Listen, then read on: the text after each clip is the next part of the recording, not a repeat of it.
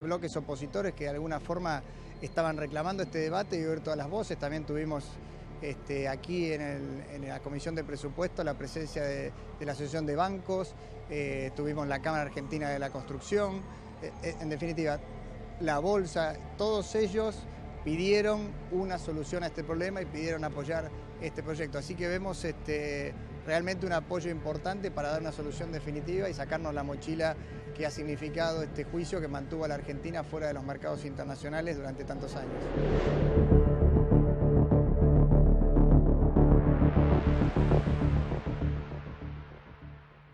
Bueno, la noticia del día pasa por los temas económicos. Julián Guarino, bienvenido. ¿Cómo te va? Buenas noches. Ahí trae su libretita llena de anotaciones. Va creciendo en tamaño, no sé si la ves. Sí, es verdad, la cambiaste. Tengo dólar, tengo buitres, tengo ganancias. Parezco un comerciante, pero tengo de todo y además vamos a hablar del consumo, ¿no? Bueno, empezamos por el dólar entonces, porque hoy cerró a 15 pesos con 60 centavos, en realidad 12 centavos más que el viernes. Y habíamos dicho la semana pasada, ¿no es cierto?, el aumento de las tasas de interés en 7 puntos porcentuales, de 30 a 37%, que evidentemente no alcanzó porque tuvo que intervenir nuevamente el Banco Central para que el dólar no se dispare. Claro, lo habíamos marcado y habíamos dado la primicia en este programa que el presidente Mauricio Macri le había ordenado directamente al presidente del Banco Central, Federico Sturzenegger, el señor ponga un techo en 16 pesos. ¿Cómo hacía el Banco Central para poner un techo? Bueno, o vendía dólares de cantidades importantes, que lo había hecho ya previamente, o también ponía las tasas de interés arriba. ¿Te acordás cómo era? Vos sabés perfectamente, ¿no? Se pone una tasa de interés arriba, ¿por qué? Porque los pesos se sienten atraídos, entre comillas, y van a buscar justamente ese rendimiento. Entonces, absorben los pesos y la gente lo empieza a demandar cada vez más dólares. Claro, de pronto te sentís tentado con una tasa de interés, ¿a cuánto? Al 37% anual. Decís, bueno, digamos, no está tan mal, ¿no? Y además también la gente quiere ganarle a la inflación, imposible. No lo intenten, porque ganar la inflación es imposible. Está complicado, está complicado. Este año, cualquier año, digamos, ¿no? Pero igual, para ganar la inflación, pues bueno, una tasa de interés, le evaluás 37%, el dólar, ¿a cuánto llegará a fin de año? Claro, haces las cuentas, ¿no? De evaluación, inflación. Pero ¿qué lectura hizo el mercado que hizo que la demanda no descienda? Bueno, para el mercado, los últimos días de la semana pasada tenían como virtud una tasa de interés que supuestamente iba a llevarse una gran parte de los pesos del mercado y va a sacarle presión al dólar. Esto pasó durante 2 días, al punto tal de que el dólar bajó de prácticamente 16 pesos a 15,50, 15,40 en algún caso. Mercado mayorista, mercado minorista, digamos, ahí estaba la cotización. La sorpresa es hoy, la sorpresa es hoy porque el dólar, a pesar de que las tasas de interés siguen arriba y que probablemente, este es otro dato, el Banco Central mañana vuelva a subir las tasas, es decir, fíjate que estamos casi en un 40% probablemente, a pesar de que se está dando ese escenario. Bueno, de todas maneras, el dólar escala, el dólar empieza a subir un poco más, sumó prácticamente 16 centavos en la cotización minorista, la mayorista subió un poquito menos y cerró en 15,60. Fue después que, como decíamos, que el gobierno le puso un techo en 16 pesos. Cuando interviene el Banco Central, la lectura es muy fácil, ¿no es cierto? El gobierno nacional no quiere que aumente más allá de los 16 pesos y que, digamos, esté en algún margen cercano a los 16, si puede, debajo de los 16. Sí, cuando hablas con algunos analistas de mercado, te dicen, mira, el tipo de cambio de equilibrio, después en todo caso definiremos qué es el tipo de cambio de equilibrio, pero es aquel que donde la economía se acomoda mejor, donde gana un poquito más de competitividad, no está en 16, está por encima. Y probablemente el gobierno, una parte importante del gobierno, cree que el dólar tendría que estar por encima de los 16 pesos. Ahora, este dato del gobierno dándole una orden al Banco Central diciéndole, señor, ayúdeme a bajarlo de 16, está al mismo tiempo y paradójicamente sosteniéndole el piso al dólar. Es decir, baja, sí, bajó en todo caso en los últimos días. Julián. Y el techo está firme, es decir, el Banco Central no va a dejar que cruce los 16 pesos, pero tampoco lo puede bajar demasiado, porque la gente piensa, a ver, si vos sos gobierno y estás tratando de bajarlo, quiere decir que tendría que estar arriba. Si tiene que estar arriba y yo estoy viendo una cotización de 15,50, y bueno, por ahí compro. ¿Por qué? Y bueno, porque si tiene que estar por encima de 16 pesos y está por debajo, aprovecho. En la economía, digamos que algunos piensan que 2 más 2, 4, no, todo lo contrario, digamos, es una ciencia humana y desde ya el factor expectativa también es lo que más influye, ¿no es cierto? Si la gente piensa que va a estar por encima de ese precio, bueno, los exportadores, ¿qué pasa con las divisas? ¿Están liquidando? Están vendiendo, cuando uno hace una comparación, están vendiendo más que el año pasado. Ahora, estamos comparando un periodo de bastante sequía contra otro donde o tienen en todo caso o han tenido mejores condiciones, es decir, una cotización más alta, en general la promesa de que después ibas a tener probablemente un precio más elevado para el dólar, es decir, hay condiciones generalmente que están favoreciendo al agro. Bueno, vamos a pasar a otro tema que es político-económico, ¿no es cierto? Y político porque ya saben ustedes que hizo su exposición la semana pasada el ministro de Hacienda de la Nación, Alfonso Patgay. Hoy también hubo reunión de comisiones de presupuesto y finanzas y el tema es, ¿se va a aprobar o no, digamos, mañana?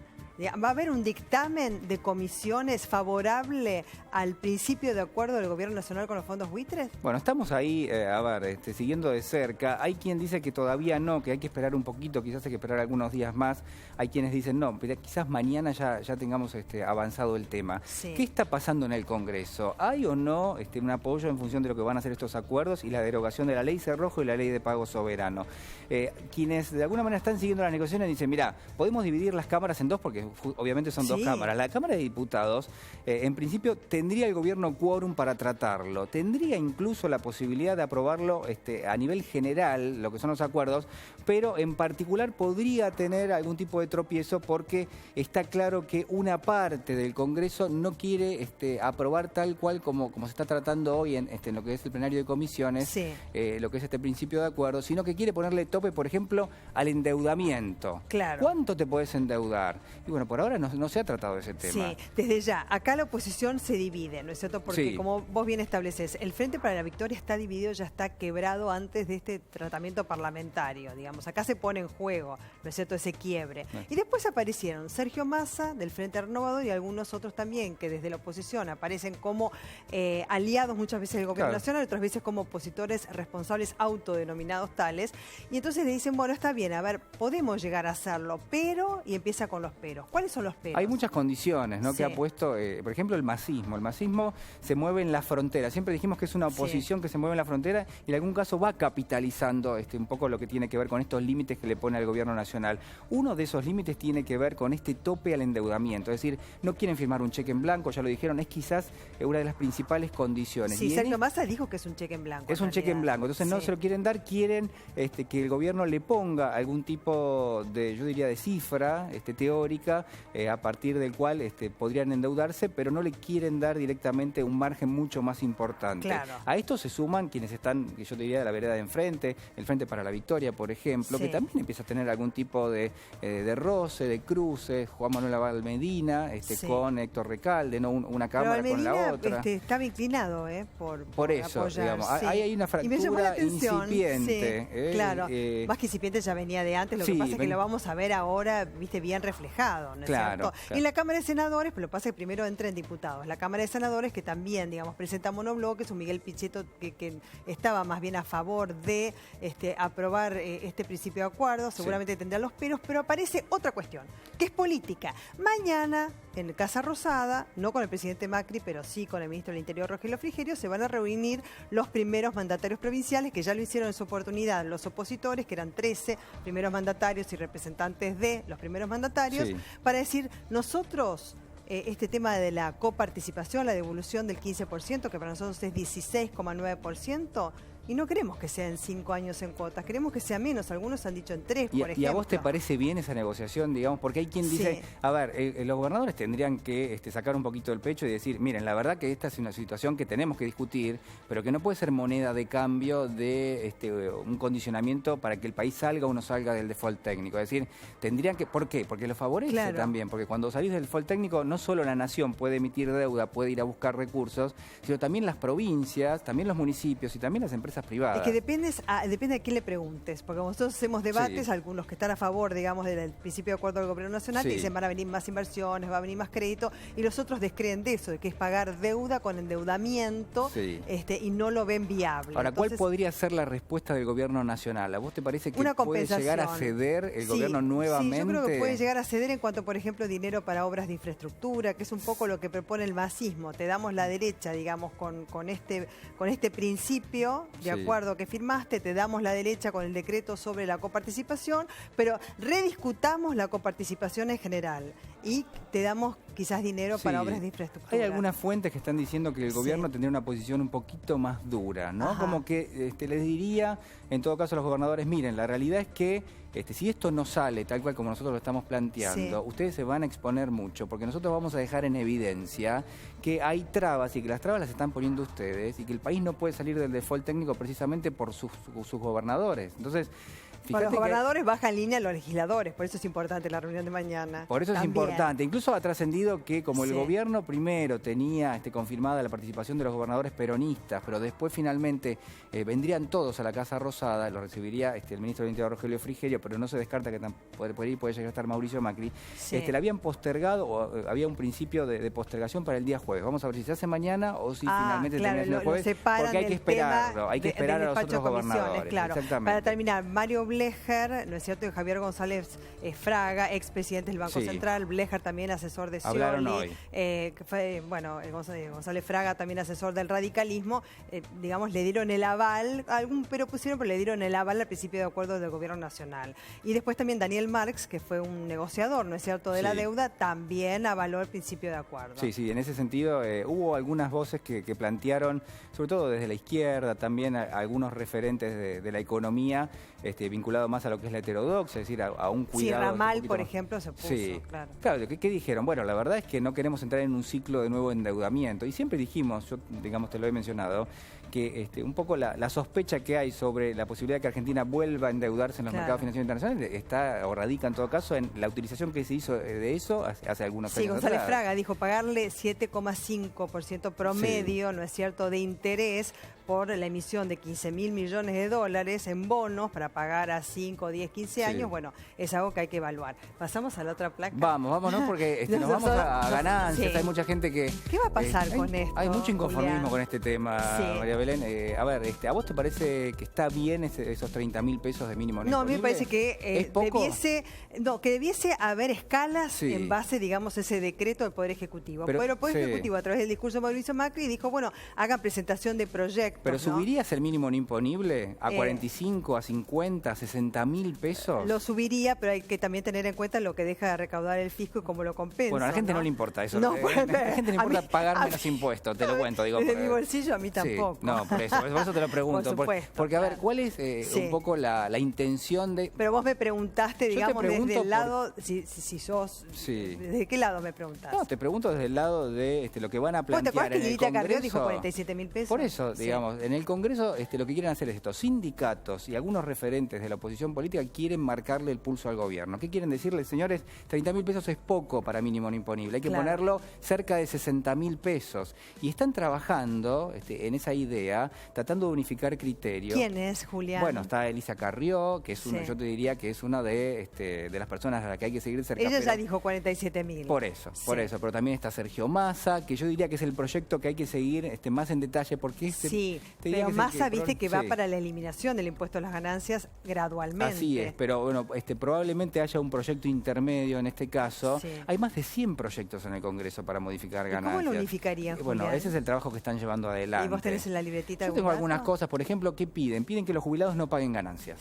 Esto está y ya está totalmente consensuado. ¿Los jueces debiesen pagar? Los jueces en principio tienen que pagar ganancias. También lo que piden es la actualización de las escalas, esto que vos marcabas, esto y que es muy importante. Y después que esa actualización sea automática, que se maneje como la movilidad jubilatoria. ¿Sabés, Julián? O sea, el hecho de haberlo elevado por lo menos brindó un alivio, pero sin escalas a veces, digamos, esto desde ya no es suficiente si no tenés escalas que necesitan tratamiento parlamentario. No lo puede hacer el Poder Ejecutivo por sí mismo. Sí, le están marcando la cancha al gobierno, yo creo que sí, en parte. Ni hablar si vos modificás el mínimo no imponible, que el gobierno ya lo fijó en 30.000 pesos, pero que muy probablemente, y un poco impulsado por los sindicatos, acordate que hay 3 CGTs, pero que parece que se van a ir alineando. Pero se van a reunir esta semana, parece que se van a unificar. Sí, y el secreto ahí también, que es importante, es que el gobierno quiere que se unifiquen las CGTs, porque es más fácil negociar con uno que con 3, primero, digamos. Primer principio básico. Sí, a menos que los 3 digan lo mismo. No, y después porque, bueno, quien tiene más poder, quien gravita más fuerte ahí, es Hugo Moyano, que es alguien que es relativamente conocido del presidente Mauricio Macri. ¿Te acordás la CGT cuando tenía un liderazgo tripartita? Sí, bueno.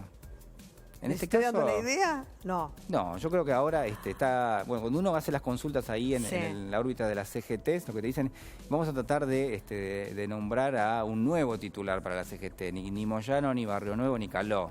Ahora, pero que alguno de ellos va a... Yo no los veo con ganas de dejarle el sillón. Te digo que no los veo con ganas de dejar el sillón, así que vamos a ver qué pasa, pero en líneas generales este proyecto que se van a impulsar desde el Congreso también tiene como una especie de lado B, que es la doble indemnización. La CGT unificada está impulsando la doble indemnización para evitar despidos. Es viejo ese proyecto. Sí, es viejo, pero cada tanto lo sale. Sacan de nuevo. Bueno, aparte se utilizó durante mucho tiempo. ¿Lo van a meter todo junto con el impuesto a las ganancias? Para no, que se va por separado. Sí. Pero viste cómo es esto, digamos, ¿no? Yo te digo un poquito. Por eso te estoy preguntando. Bueno, perfecto.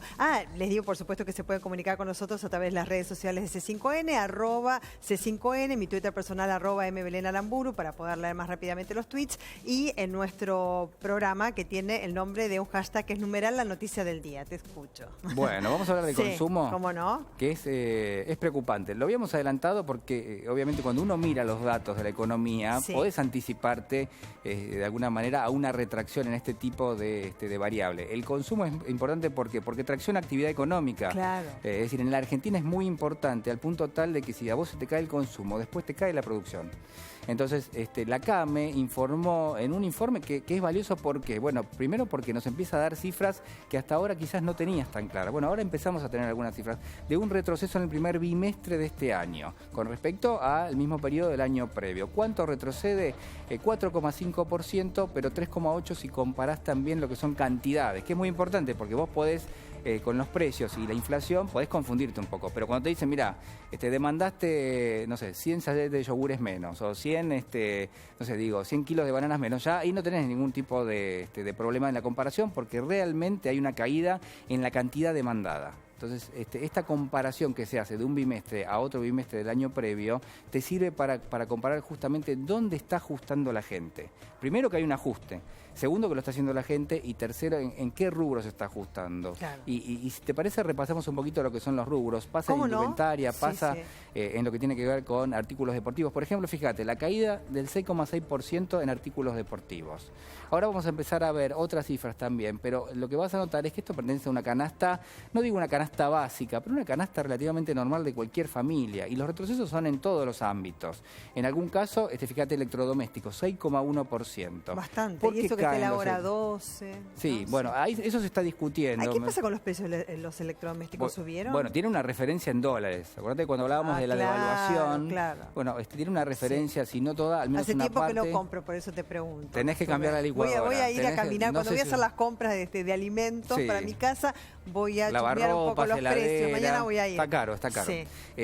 Caída del 6,1%, es muy fuerte el retroceso, porque estamos hablando de cifras de consumo donde la gente trata de aguantar. Es decir, acá hay una cuestión donde... Sí, a menos que se te rompa la heladera, digamos, cuando se rompe la heladera, además se rompe todo, se rompe el lavarropas al mismo tiempo. ¿Y eso por qué? Es porque compramos todo por lo general en el mismo momento. Entonces se rompe todo y me decís, no puede ser que se rompa todo y no tenés otra, pero si anda más o menos, mejor tirar un poco, ¿no? Sí, pedís el arreglo, pedís que venga alguien a arreglártelo. Bueno, son caros los arreglos. Sí, son carísimos. Perfumería y limpieza, 5,9%. Siempre decimos que los artículos de limpieza de la canasta son casi los más caros. Es decir, y ahí es donde la gente en general puede comprar un genérico, puede comprar segundas marcas. Es decir, tratás de restringir un poco lo que es el consumo en estos artículos, pero tampoco demasiado. Es decir, tenés otras variables, pero en algunos casos no tenés la posibilidad de hacer el cambio. Las primeras marcas aumentan muchísimo. Sí, exactamente. Bueno, esto se está verificando y seguramente después va a haber más datos. Vemos la siguiente, indumentaria 5,3%.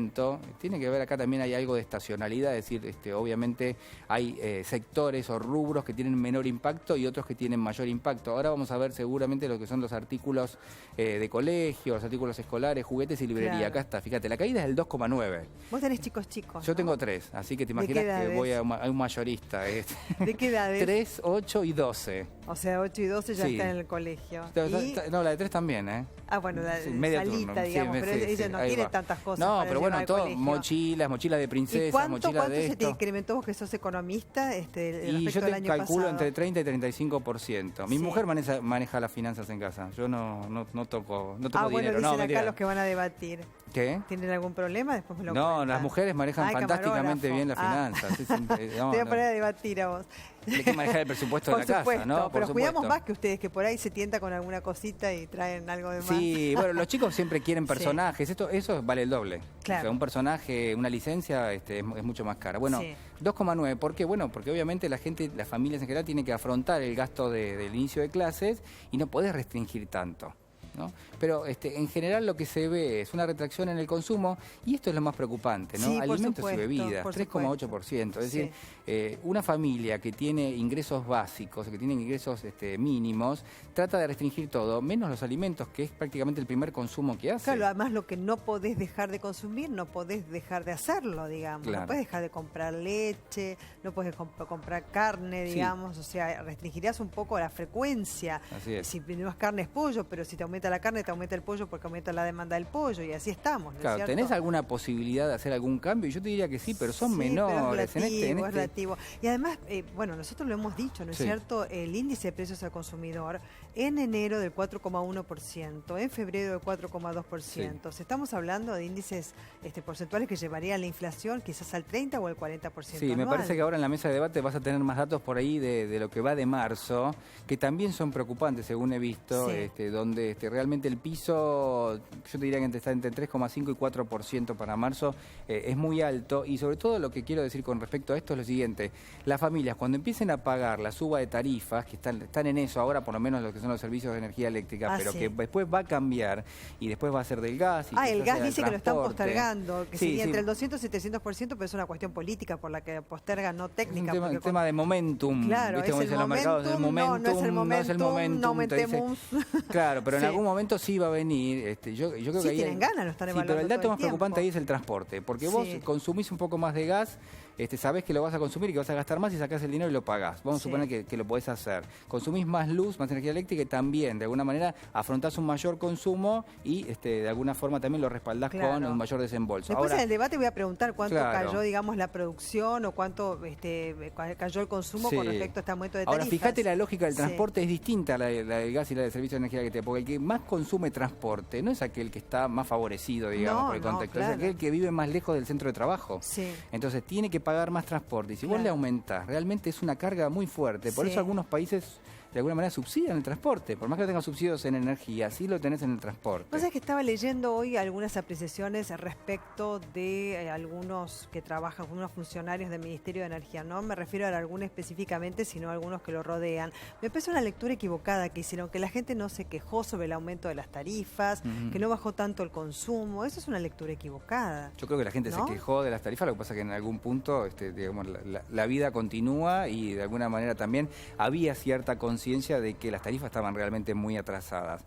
Lo que siempre objetamos desde aquí es que el ajuste quizás fue demasiado rápido y que podía ser perfectamente escalonado, y eso no iba a implicar, me parece a mí, de alguna manera un sacrificio demasiado elevado para lo que es las cuentas del fisco. Es decir, la realidad es que podría haberse hecho un ajuste un poquito más escalonado y eso hubiera implicado también que por ahí podías ir ajustando también el gas y yo no sé si el transporte, pero en este caso, fíjate, lo hiciste tan rápido y tan de golpe y tan fuerte el ajuste de la energía eléctrica que ahora no podés subir las otras tarifas. Claro. Esto es un poco lo que está pasando. Así que cuando uno tenga que enfrentar como jefe de familia el pago de las nuevas tarifas, tenés menos dinero. Con menos dinero podés consumir menos. Con menos consumo tenés primero menores contribuciones, menor pago de impuestos, menor actividad económica, menor empleo. Bueno, nada, el circuito que vos ya conocés y que realmente es un circuito en el cual uno te debería tratar de no entrar, ¿no? Y las paritarias todavía no se llegaron a solucionar, digamos, porque salvo los docentes, digamos, ¿cuál otro rubro? Hay un principio de acuerdo en lo que es comercio, bancarios,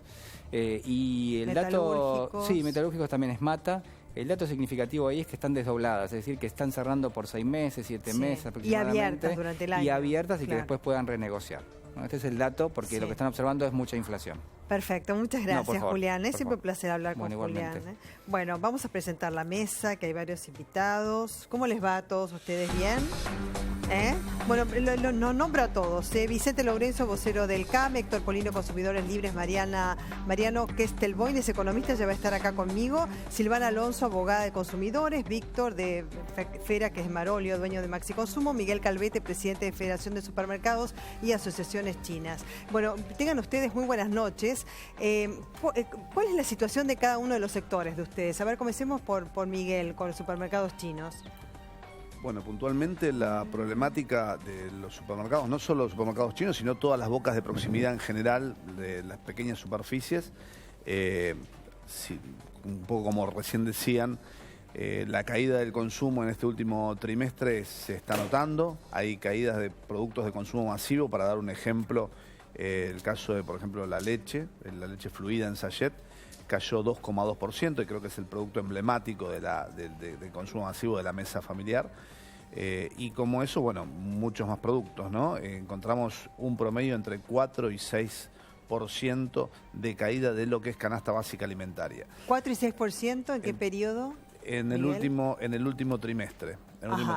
Sí. El último semestre del año pasado ya presentaba un amasetamiento en el consumo, que obviamente se precipitó y se acentuó en el último bimestre del 2015 y en el primer bimestre del 2016. ¿Y desde CAME cuáles son las cifras que manejan? Bueno, sí, tal como fue informado recién, el consumo cayó en el primer bimestre. La proyección es que va a continuar, atento a que las nuevos acuerdos salariales van a estar rindiendo efecto recién para abril, por lo tanto creemos que en marzo se va a repetir esta tendencia y bueno, preocupados porque en definitiva hay un aumento generalizado de costos con ingresos a la baja, lo que está afectando seriamente la rentabilidad y la continuidad de la pequeña y mediana empresa, ¿no? Víctor Fera, ¿qué pasa con el consumo, usted que es dueño de Maxi Consumo? Con el consumo, ¿qué pasa? Y la retracción de la venta viene exclusivamente por el abuso de precio que hay. Es decir, no es que se vende menos volumen, las cadenas grandes de supermercados venden menos volumen porque han hecho abuso de precio. Entonces, en el fondo ellos siguen ganando muchísimo más dinero trabajando menos. El negocio minorista para mí cada vez está más competitivo, es un negocio que sigue creciendo y es más competitivo, más eficiente que las grandes cadenas. Y ahí viene toda una trama en la cual entre empresas y supermercados dañan al minorista porque tratan de sacarlo de mercado para que no compita, para que estas empresas que han perdido volúmenes, con menos volúmenes ganen más. Y Polino, ¿qué hacen los consumidores o qué pueden hacer los consumidores para defenderse del aumento de precios? Bueno, lo único que pueden hacer es racionalizar el consumo, porque los aumentos son realmente preocupantes. Consumidores Libres viene haciendo un relevamiento de precios de hace 20 años cada 15 días. Y en este mes de febrero de este año el aumento fue del 4,08%. Si lo comparamos con febrero del año 2015, que fue 1,22%, tenemos que este mes el aumento fue un 3,42% más que el aumento que hubo en el mes de febrero del año anterior. Lo que los consumidores estamos reclamándole al gobierno es que aplique las leyes que están vigentes. La ley de defensa del consumidor, la ley de lealtad comercial, el observatorio de precios. Esta es una ley que aprobó el Congreso Nacional en el mes de septiembre del año 2014. ¿Qué establece esta ley? Que distintos funcionarios del Ministerio de Economía de la Nación, más 3 representantes de 3 entidades de defensa de los consumidores, observan, analizan los precios desde el productor hasta el consumidor, para detectar en qué eslabón de la cadena se produce una distorsión de precios y el Estado pueda actuar rápidamente sobre ese eslabón de la cadena. O sea que hay leyes pero que no se cumplen. Pero no se puso en funcionamiento. Sí. Ahora, ¿cómo es posible que exista una diferencia, por ejemplo, con el precio de la leche, entre lo que se le paga al productor, 2,70 pesos, y lo que luego paga el consumidor en la góndola? Eso es eterno, ¿eh? ¿Quién se queda con la plata? Bueno, eslabones intermedios, y eso es lo que hay que determinar. El fabricante, la cadena de supermercado. Fíjese Son usted, 13 pesos de diferencia muchas veces. pero ¿no es escandaloso, Sí. un 620% de diferencia entre el precio del productor y el consumidor. Porcentualmente, ¿quién se lo va quedando y qué porcentaje? Bueno, fundamentalmente se queda en la parte de la industria y las cadenas de supermercados, que son las formadoras de precios. No es el almacenero de la esquina del barrio que no es formador de precios. ¿Cómo es posible que las grandes cadenas de supermercados que existen en la Argentina, 4 de las cuales son extranjeras, en los países de origen, en Europa, en los Estados Unidos de Norteamérica, el nivel de remarcación oscila entre un 7 y un 9%. En la República Argentina, ¿sabe usted cuál es el nivel de remarcación? ¿Cuál? Entre un 40 y un 250%. Ahora sí. Un escándalo. Un escándalo. Y el gobierno mira para el costado y las leyes que aprueba el Congreso no se cumplen. En el año 1999 se aprobó la Ley de Defensa de la Competencia o Ley Antimonopolio, que crea un tribunal elegido por concurso con amplias facultades para desbaratar posiciones dominantes en el mercado, posiciones cartelizadas. Algunos quieren participar para no monologar y por favor háganlo. Sí. Nunca se creó ese tribunal. Desde el año 1999. Sí, Polino, van a hablar Calvito. Hay un tema respecto de lo que decía Polino. En Argentina, el 80% de lo que se produce lo producen 30 compañías multinacionales y el otro 20% más de 10.000 pymes. Algunas son más grandes, otras son más pequeñas, algunas son grandes compañías o medianas compañías, como en el caso de Molto, las empresas de Víctor Fera. Esa hiperconcentración, obviamente hay un responsable. En el año 2003, ese 80% que hoy tienen 30 compañías, esas 30 compañías tenían menos del 50% de participación. O sea que tuvimos prácticamente 10 años de un proceso de concentración, ¿no? Se ha hablado mucho sobre concentración del sector energético, concentración de medios de comunicación, pero lo que no se ha hablado nunca es sobre la hiperconcentración que hay en el sector alimenticio, donde lamentablemente el gobierno no hizo nada. Esperemos que este gobierno, al que muchos le cuelgan el cartel de ser amigo de las corporaciones, bueno, creo que tiene una oportunidad importante para demostrar que no lo son y poner a funcionar lo que se decía, que justamente la Comisión Nacional de Defensa de la Competencia y los tribunales de defensa de la competencia, que son los únicos que pueden regular el tema monopólico y antimonopólico. No, también tenés, Miguel, perdón que te interrumpa, también tenés el nuevo Código Civil y Comercial, donde se establece en el artículo 10 y 11, se establece la posición dominante, donde un juez puede tomar intervención, puede ordenar fijar indemnizaciones, con lo cual el gobierno también tiene, además de la ley... Es importante los casos como el caso de Fera, por ejemplo, que es víctima de una cartelización entre grandes cadenas de supermercados y algunas de las grandes compañías, ¿no? Correcto, donde no sí. permiten acceder o no permiten que le compren bajo presión grandes compañías que presionan a grandes supermercados también. Sí, Eso igual es un tema las principales víctimas en esto es la gente. Claro, No, sin duda que son rehenes, la gente es rehén, pero también no hay jueces porque que además realmente... porque tampoco tenés, más allá de los organismos que puedas tener, no está funcionando. No está funcionando un sistema donde la gente pueda acceder a hacer sus reclamos y que esos reclamos después uno los vea de manera efectiva. Claro. Yo cuando hablo de efectividad hablo de rapidez también, porque cuando vos vas a un supermercado, no te cumplen un producto de precios cuidados, se supone que debería haber mayor rapidez en la solución de ese conflicto, debería enseguida resolverse el tema de los precios cuidados, pero hace ¿cuántos Silvana, meses ¿te que puedo venimos interrumpir? discutiendo de lo mismo? Mira, yo estoy trabajando hace mucho tiempo en esto y bastante activo en los últimos 60 días por el problema ese de la respuesta. Yo he ido a la Secretaría de Comercio y me dice, hacer la denuncia en defensa de la competencia. Le digo, pero eso tarda meses, años, cuesta plata. A lo mejor nosotros no estamos más, me dijeron cuando vos terminés. Y sí, es probable. El año pasado, con la denuncia que tuvimos contra Molinos Río de la Plata, el señor secretario de Comercio anterior nos pisó la denuncia durante 10 meses. ¿Entendés? Hoy nosotros le estamos haciendo un juicio penal, porque es lo que corresponde, pero llevan años y de mientras Molinos Río de la Plata sigue haciendo abuso con mi empresa, de mientras estamos caracterizando todas las cadenas de supermercados que tienen todas las góndolas de fideos. Claro, pero imagínate que vos tenés tenés abogados, tenés un cuerpo legal que te puede defender. Imagínate la no gente camina, particular. no camina, porque por ¿sabés eso, cuál si es no el problema? camina para vos, que sos un empresario que tiene un cuerpo legal que lo puede asesorar, que tiene contadores, que tiene pero ¿sabés cuál es el todo tipo problema de grave? abogados? Imagínate Que la ellos gente... tienen abogados, plata, tienen amigos en el gobierno, amigos en todos lados. Entonces todavía te amenazan. Mirá que yo tengo amigos, esto te puede ir mal, ¿eh? O sea, todavía te amenazan, a nosotros no ha pasado eso.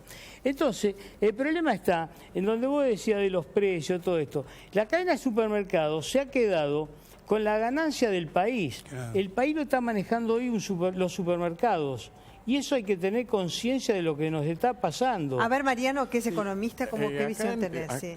Acá hay un grave problema, porque el hecho de que la ganancia quede en los intermediarios comerciales, lo que provoca al final de cuentas es que al trabajador se le reduce el poder adquisitivo.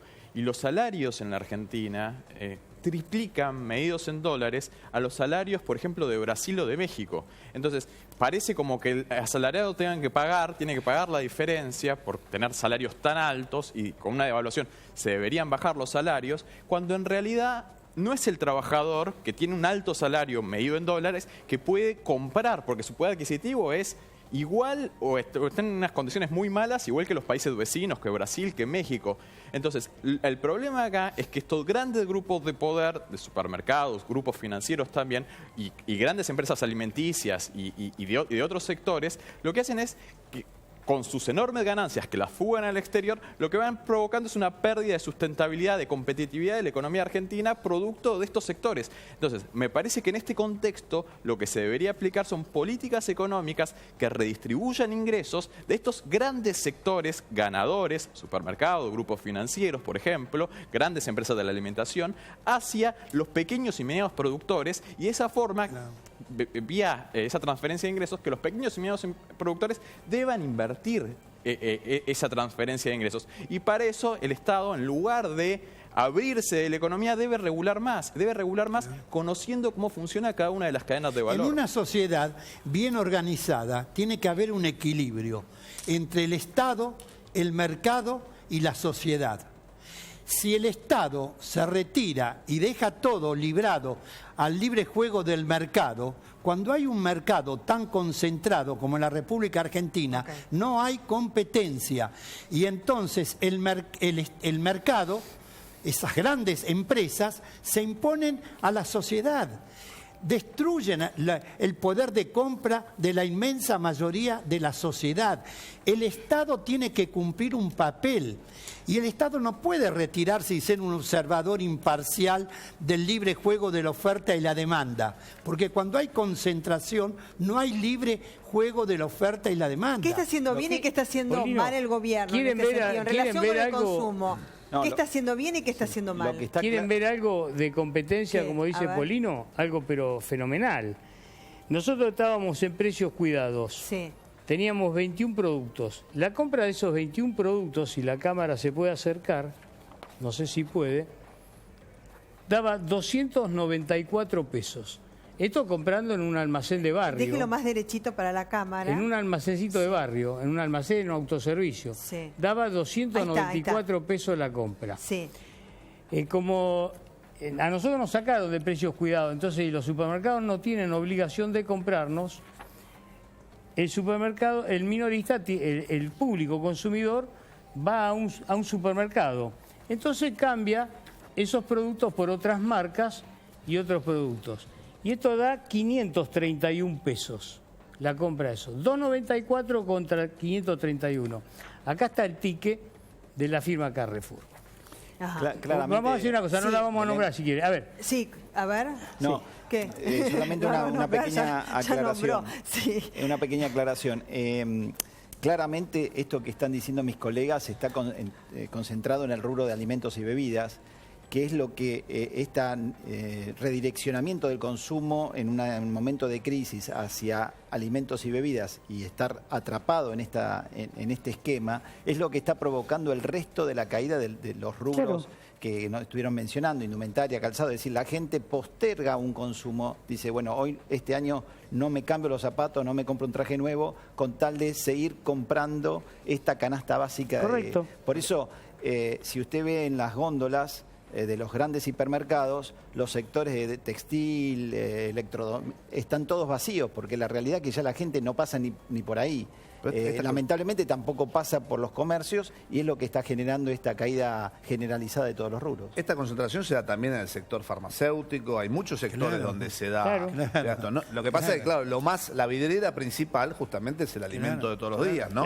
Pero esto pasa, disculpen, también pasa no solo en las empresas, está pasando entre los particulares, porque está pasando con los contratos de alquiler, donde vos ves que hay contratos de alquiler, yo he visto aumentos que han tratado de aumentar hasta un 50%, y si no te mandan la carta documento intimándote a que te retires de la unidad del departamento, y si no te desalojan. Usted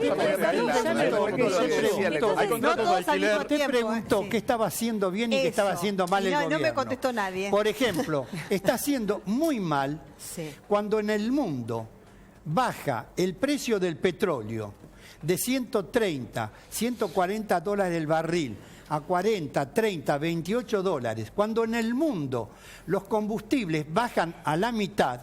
¿Por qué razón el 6 de enero de este año se autorizó un aumento en el precio de los combustibles de un 6%? Y ahora se autoriza otro nuevo aumento. Sí, ya estaba previsto el aumento. Otro nuevo aumento. Eso genera un efecto cascada. Y en un país donde el 90% del transporte de carga se hace a través del camión, la influencia del precio de los combustibles en la estructura de costo de una canasta de alimentos es del 35%. Tal cual. Es un factor estratégico. No se puede autorizar aumento así desaprensivamente. Es un factor de competitividad estratégico el combustible para dinamizar cualquier economía, para mejorar la competitividad. También la regulación de los alquileres. En el caso de la Argentina es un caso fenomenal, extraordinario en relación a otros países del mundo, donde una empresa que quiere instalarse en un shopping, por ejemplo, para posicionar una marca de indumentaria, tiene que pagar hasta 25 alquileres por adelantado como llave. ¿25 llave? Hasta 25 de llave, y es un costo hundido. No significa que esa cuenta de los futuros alquileres. Después tiene que pagar también el alquiler, tiene que pagar las expensas y, lógicamente, después el consumidor quiere vestirse con ropa de marca en un shopping y va a tener precios inaccesibles. Son casos particulares y un grave puntuales. problema. Esos costos de alquiler no solamente son en los shoppings, en las avenidas, en las peatonales.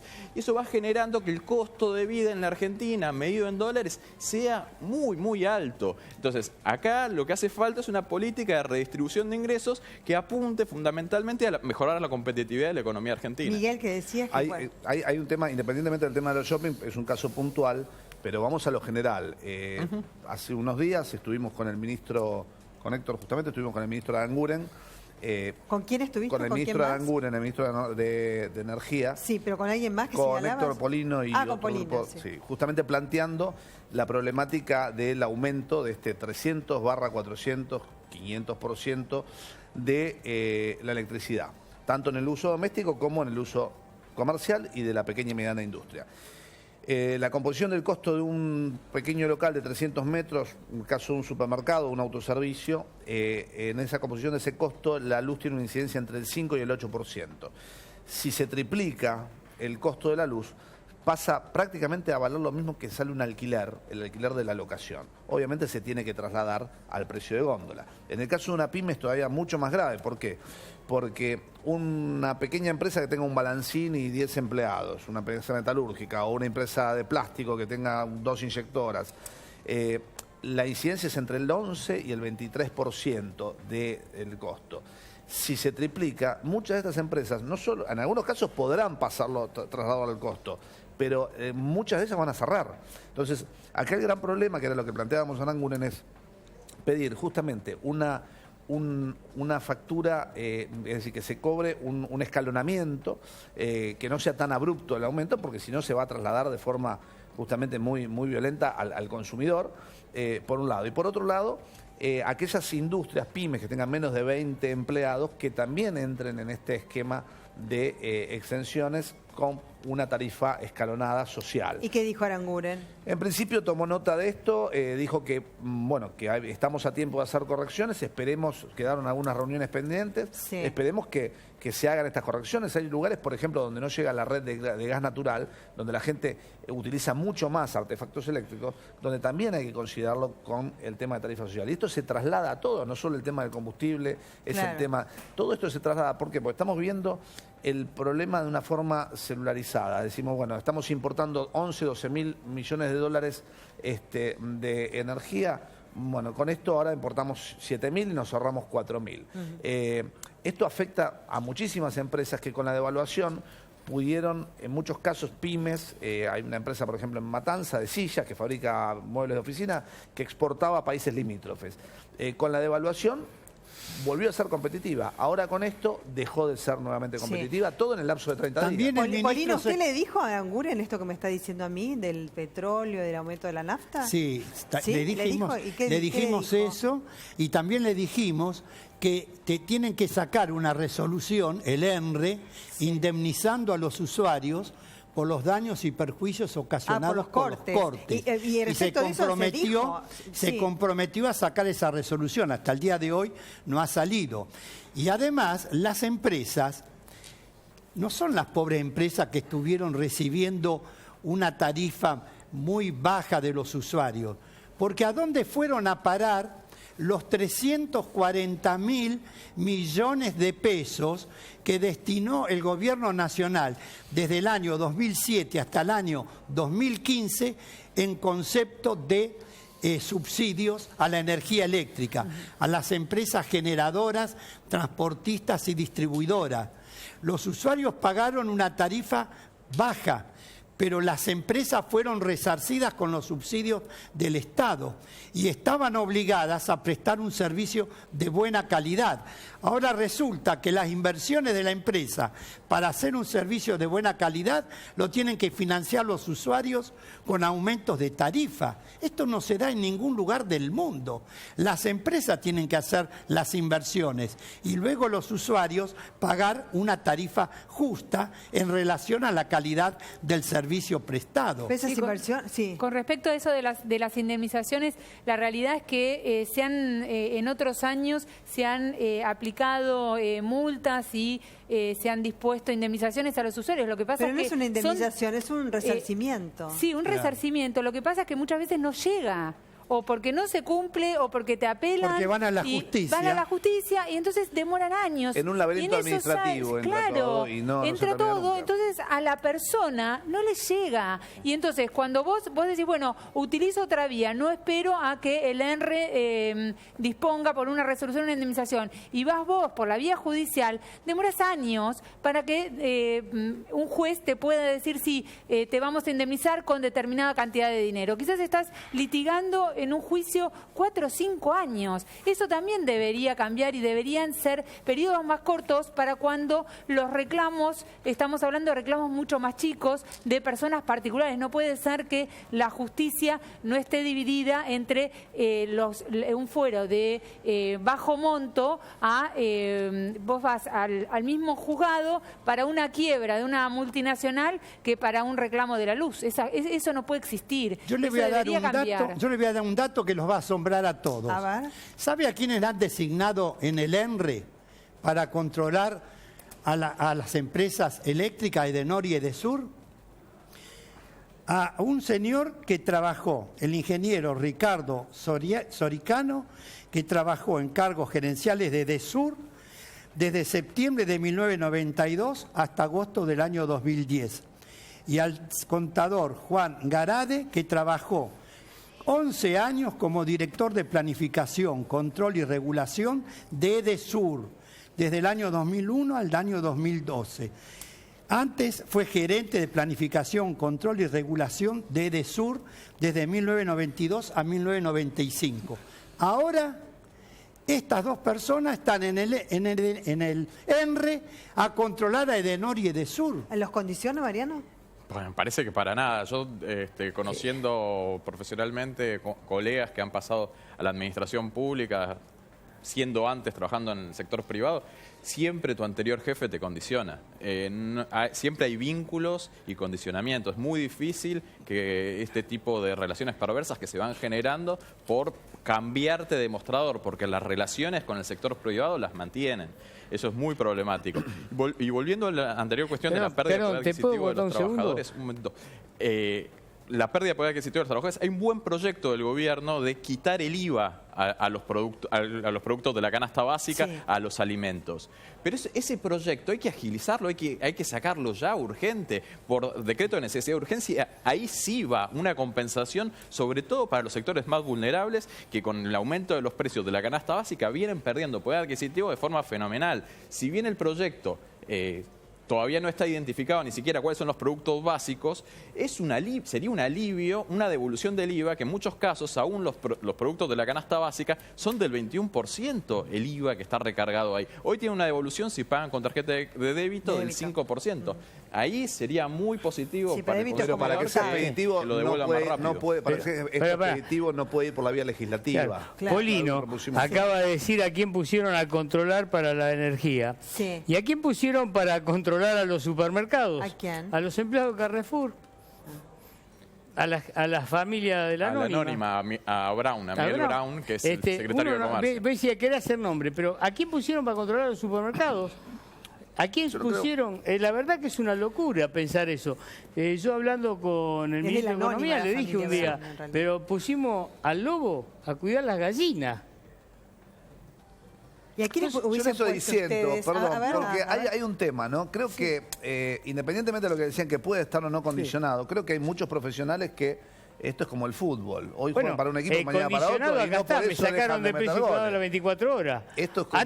me sacaron de precio cuidado a las 24 horas. Bueno, eso es condicionado. Eso es una demostración del poder que mostraron. Lo que sí hay que tener, obviamente, son las herramientas por parte del Estado para poder atacar eso. Hoy está la justicia también, que acá la doctora me lo recordó con muy buen tino. Se puede, en estas situaciones de monopolios o oligopolios, ir por la vía judicial. Esperemos que los jueces, obviamente, sean sí, lo que pasa es que el fuero de consumo que se legisló está frenado, bueno, y lo que es COPRED, que es la Comisión de Defensa, los Tribunales de Defensa de la Competencia, que creo que Polino es uno de los realizadores de la ley, cuando era legislador, cuando era diputado. Pero fue derogado. Los tribunales fueron derogados. Es una justamente hay que reactivar un montón de herramientas. Pero no por eso tampoco prejuzguemos que si uno trabajó en un lado o en otro, porque uno puede haber jugado en Boca y después en River y no por eso va a estar Digamos que es casual, Calvete, el tema. Digamos que es casual cuando vos pedís, llama la atención, pedís una reunión, pedí 2, pedí 3, pedí 5 y no te atienden. Creo que tienen mayor peso no te atienden, y no te atienden, ya empieza a dejar de ser casual quizás. Creo que tienen una mayor obligación de demostrar que no son... Claro, deberían tener una mayor... bueno, esperemos que sea así, porque bueno, les de demostrar en parte que realmente no es parte de lo mismo de antes. Es malo el ejemplo Boca-River, porque son dos instituciones, las dos respetables, una más que otra, pero bueno, es malo el ejemplo porque cuando uno pasa a Boca o pasa a River, el tiempo que va a transcurrir en esa institución es totalmente diferente que el tiempo que va a transcurrir en el sector público y en el sector privado. El sector privado transcurre casi toda su vida el empleado. En el sector público quizás está 2 meses, quizás está 3 meses. Es muchísimo más corrompible y la debilidad moral del empleado en el sector público es muy diferente que en el sector privado. Y más teniendo en cuenta estos funcionarios que eran cabeza. Yo creo que la debilidad moral está, si uno tiene debilidad moral, la tiene que ahora están administrando los bienes públicos. Sí, porque en el sector privado también hay mucha debilidad moral y todos lo sabemos. La ética la tenés en el sector público y en el sector privado. Hay leyes que no se cumplen. Cuando vos, yo que me dedico a acciones individuales en la justicia, cuando vas a la justicia, una prepaga te dice, no lo cumplo porque no está reglamentado. La automotriz te dice, no lo cumplo porque espero a que el juez me lo diga. El otro, todas las empresas te van diciendo que no porque algo. Entonces también eso es dignidad moral del sector privado. Y respecto del sector público y de lo que hablábamos recién de el fuero de consumo, se creó lo que se llamó COPREC, que es el consumo protegido, donde uno entraba, podía entrar por mail cualquier persona particular, pedir una audiencia de conciliación con una empresa y llegabas a un acuerdo. Yo tengo acuerdos para homologarse por la Secretaría de Comercio desde el año pasado, septiembre, octubre, temas de salud que todavía están frenados, las empresas de medicina prepaga no cumplen porque esos acuerdos no fueron nunca homologados. Entonces, ¿qué pasa con todos esos temas? Que son muchos, estamos hablando de miles de casos que la gente está esperando que alguien diga a ver si está bien lo que pactaron o no. En los casos que se llevó a acuerdo, en todos los otros casos que quedan varados porque no se fijan audiencias de conciliación o porque se fijan y no se llega a ningún acuerdo, la persona queda boyando en una promesa donde supuestamente el conciliador de consumo le iba a resolver el caso. El conciliador de consumo no puede resolver el caso porque tiene que haber un abogado atrás interponiendo una demanda judicial en un fuero de consumo que fue frenado. Entonces, tenemos que tener los consumidores herramientas y los abogados que nos dedicamos a poder defenderlos, tener herramientas y herramientas rápidas para poder dar efectividad a esos reclamos. Porque si una persona me viene a ver y estoy 5 años llevándole a un juicio, la verdad es que no le sirve a nadie. ¿Qué pasa, Calvete? ¿Quería decir Acá algo? ya no, acá básicamente un poco respecto de la problemática que existe. Hay situaciones de cartelización, hay situaciones de oligopolios, hay muchísimo poder de lobby de muchas empresas, como así también de las principales cadenas del supermercado.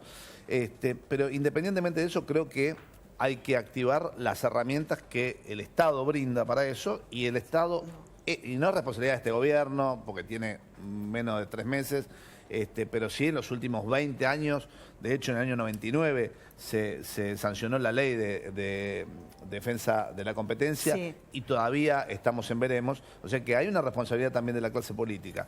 Y otro de los problemas es justamente este laberinto administrativo que ocurrió con las multas que aplicó, por ejemplo, Moreno aplicó multas a las cadenas de supermercados y solamente el 11% de esas multas se hicieron efectivas.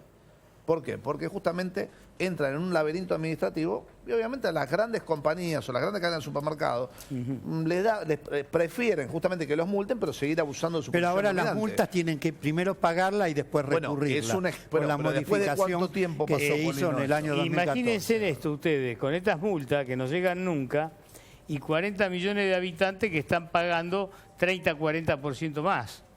Porque acá lo que tenemos que hablar es devaluamos, tenemos inflación, todo es cierto, hasta ahí estamos todos de acuerdo. Lo que no estamos de acuerdo es que un litro de leche, como decíamos hoy, vale 6 pesos, eso lo conozco yo el tema, y se venda entre 15 y 22 pesos. Claro. Pero hay distorsiones que llegan al 1500%. Hay cosas que no se puede creer. Hoy fui a un supermercado, mira, fui a un supermercado. Y ¿Cómo fue a un supermercado? Sí, pues yo voy a mirar. No, después lo llaman. ¿A mirar o a comprar? No, a mirar. Después ok. lo llaman a mi hijo, ¿sabes? Y le dicen, che, tu papá estuvo en el supermercado. Claro. Sí, pero sí estuvo. Y una lata de cóctel de fruta que se la vendimos menos de 19.50, 19.30. ¿Ensalada de frutas, dices? Sí, ensaladita de fruta de cóctel. Sí. ¿Sabes cuánto estaba? 51 pesos. No la compró, ¿no? No, yo la fui a mirar. Pero aparte, estuvo 10 días sin el cartelito.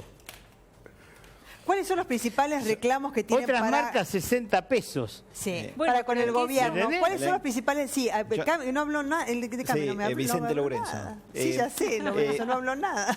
Yo Sí. creo que también, ya que estamos hablando de responsables, no tenemos que dejar de lado al sector financiero, que en la Argentina sigue ganando millones y millones de pesos, que han inducido al público consumidor a comprar con tarjeta de crédito, y hoy que realmente el tarjetaviente promedio está realmente muy endeudado, le están cobrando tasas de interés por la financiación del pago mínimo que son usurarias, y que en ninguna parte del mundo está sucediendo esto. Al comerciante también lo sacuden con comisiones que en ninguna parte del mundo la cobran.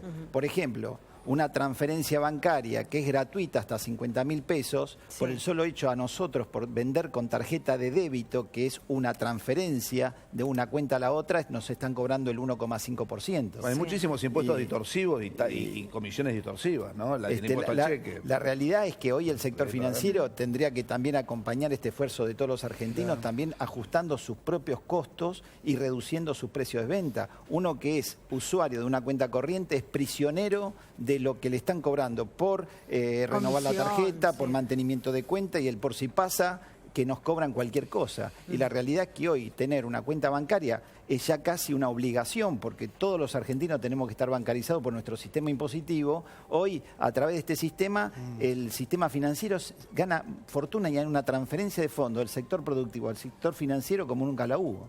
Y se llevaron 5.000 millones de dólares en 60 días el sistema financiero. Por eso porque hay los muchos 14.000 millones de dólares esos que compraron a futuro, me gustaría la lista de quién los compró, y por ahí son los amigos del otro gobierno o los amigos de este también. Correcto. Alguien convalidó esa devaluación para que la Argentina perdiera 5.000 millones de dólares en 60 días. Que los ganara alguien, ¿no? Que los ganara alguien. Claro, alguien convalidó eso para que 5.000 millones de dólares lo perdamos en 60 días.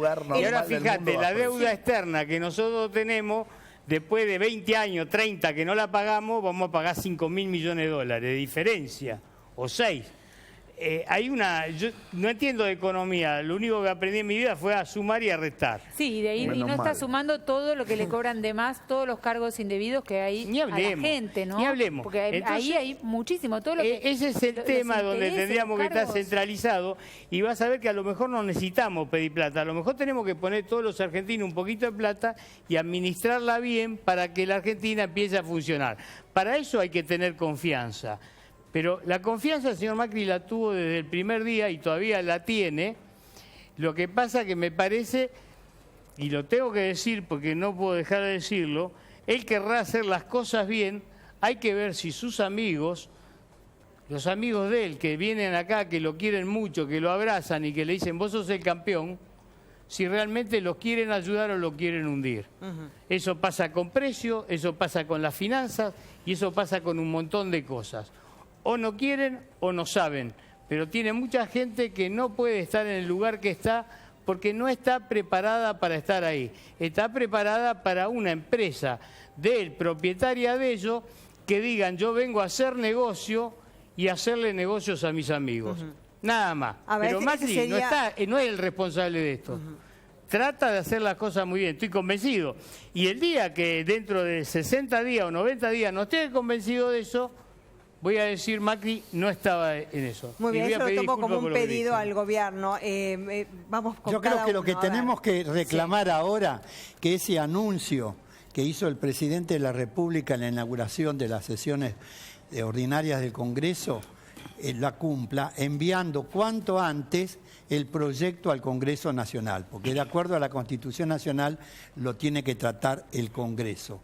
Y ahí hay que debatir si la eliminación del IVA se hace a los productos cuando el consumidor va y compra y entonces le cobran el 10,5% o el 21%, después, depende del producto, menos de lo que uno tendría que pagar, o se lo reintegran a través de aquellos que tienen tarjetas de planes sociales, de la tarjeta de débito.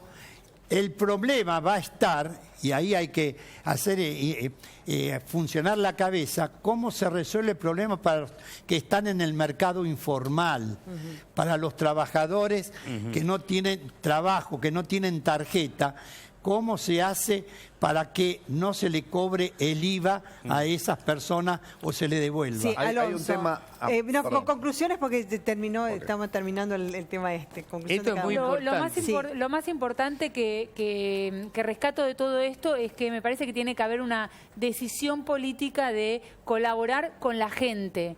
Yo creo que el consumidor particular, la persona individual que tiene que mantener una familia donde le está aumentando la luz, le va a aumentar el gas, le está aumentando la prepaga, le está aumentando el alquiler, le está aumentando el mes que viene los colegios privados. ¿Cómo se aguanta eso? Yo creo que tiene que haber una decisión y tiene que haber una ayuda para poder sobrellevar todo esto, desde las medidas, desde hacer efectivas todas las multas que se tengan que hacer, desde aplicar todas las leyes que se tengan que hacer y de llevar el fuero de consumo, que era algo que se venía pidiendo hacía mucho, que eso se lleve adelante de la manera que se hizo, de una nueva manera, pero que sea efectivo y rápido. Muy bien, Lorenzo.